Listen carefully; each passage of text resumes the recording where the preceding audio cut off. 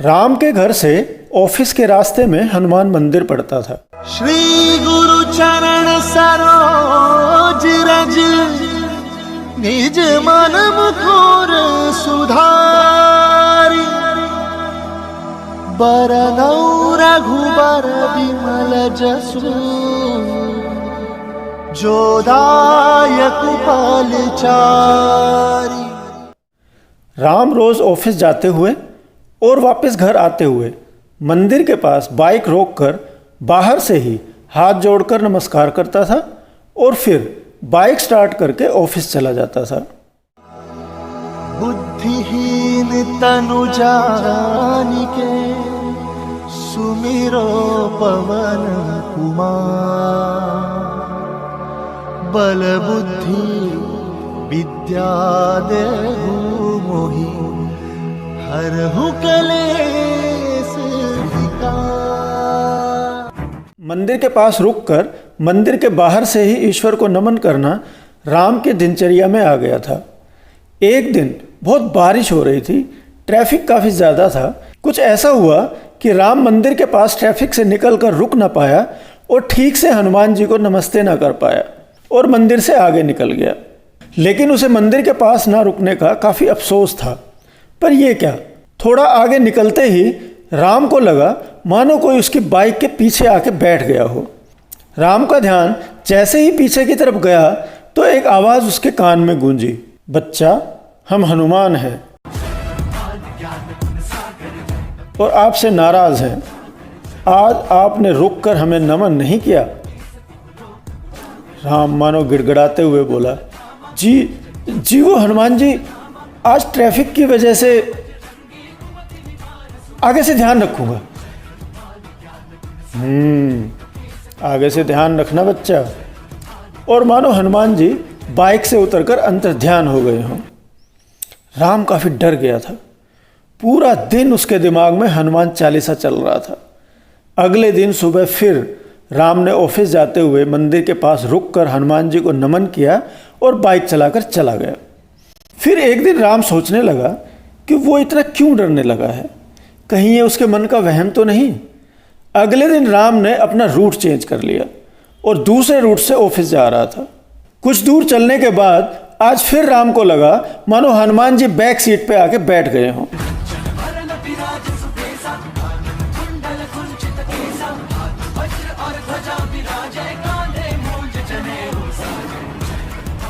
क्यों बच्चा, हमें नमन ना करना पड़े इसलिए ऑफिस जाने का रास्ता बदल दिया। राम अब काफी घबरा गया था और घबराते हुए बोला, नहीं भगवान, कृपया मुझे क्षमा कर दें। आज दरअसल कुछ काम था इसलिए इधर से आ गया, कल से उधर से ही आऊँगा। और उसका जवाब सुनकर मानो हनुमान जी अंतर्ध्यान हो गए हों।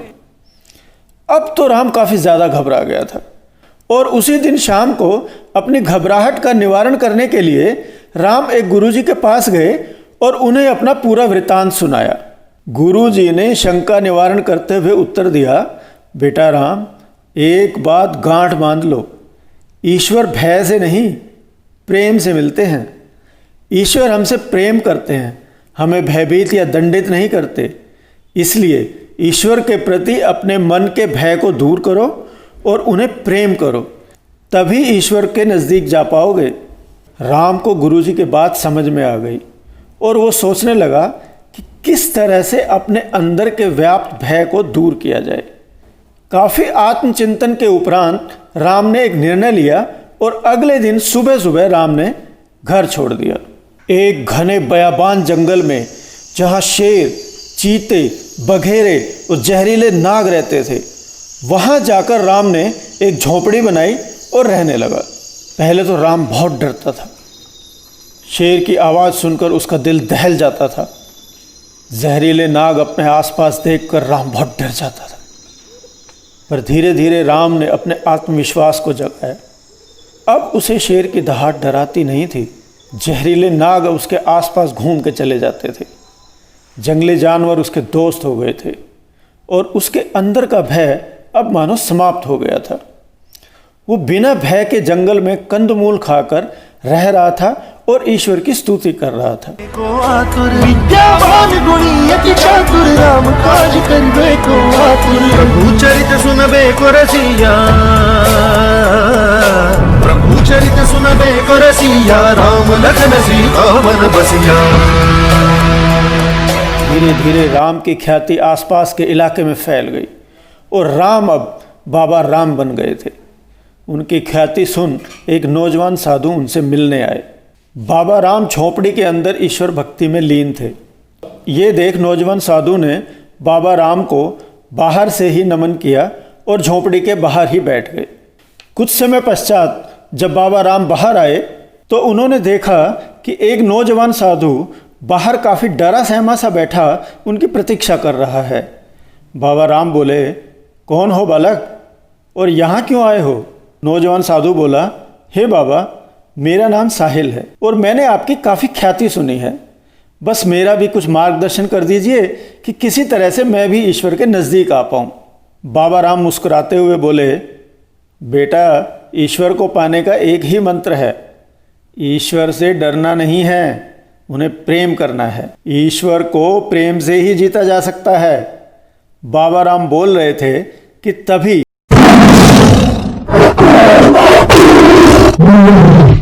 एक शेर की दहाड़ ने पूरे जंगल को कपा दिया और नौजवान साधु और अधिक भयभीत हो गया था। बाबा राम थोड़ा मुस्कुराए और बोले, बैठो, इसी डर को तो जीतना है। नौजवान साधु डरते हुए बोला, मुझसे ना हो पाएगा बाबा, आप बस मुझे थोड़ा जल पिला दो, फिर मैं यहाँ से विदा लेता हूँ। बाबा राम फिर मुस्कुराते हुए जल लेने के लिए कुटिया के अंदर चले गए। तभी नौजवान साधु ने जहाँ बाबा राम बैठे थे वहाँ एक गायत्री मंत्र लिख दिया।